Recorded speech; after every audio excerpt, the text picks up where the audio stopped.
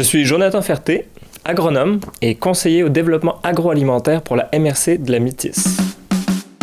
Moi aussi, j'interviens dans le cadre du PDZA, c'est le plan de développement de la zone agricole de la MRC de la Métis. C'est comme si l'ensemble des gens qui travaillent au niveau de l'agriculture se sont dit vers où on veut aller. Et pour le mettre en œuvre, pour le réaliser, ils ont embauché un agronome. C'est près du quart des entreprises de la Métis qui sont des entreprises agricoles. C'est quasiment un tiers des emplois de la Métis qui découlent directement ou indirectement de l'agriculture et de l'agroalimentaire. Et l'agriculture métisienne est relativement dynamique. Un des gros défis de ce travail-là, c'est de trouver collectivement quelles sont les priorités pour le territoire. Une municipalité qui perd ses agriculteurs, c'est des terres en friche, c'est des territoires qui sont moins bien valorisés. De les aider à se maintenir, à se développer, c'est aussi aider les municipalités à se maintenir et à se développer. On pense à la production laitière, la production ovine, qui est une production phare dans la Métis. Ça fait plusieurs années qu'on travaille à développer la culture du lin pour produire des graines de lin, mais aussi éventuellement pour transformer la fibre. Mais on peut penser aussi à tout ce qui est de l'agriculture de proximité, les maraîchers, etc.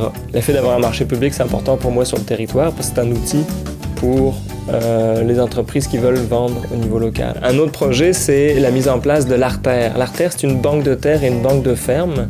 L'idée, c'est de favoriser le démarrage de nouvelles entreprises ou le transfert d'entreprises existantes. On intervient à la fois en amont des projets pour initier des projets, suggérer en fonction des besoins et des opportunités qu'on identifie dans le milieu, mais on intervient également en soutien à des producteurs agricoles qui voudraient développer un projet.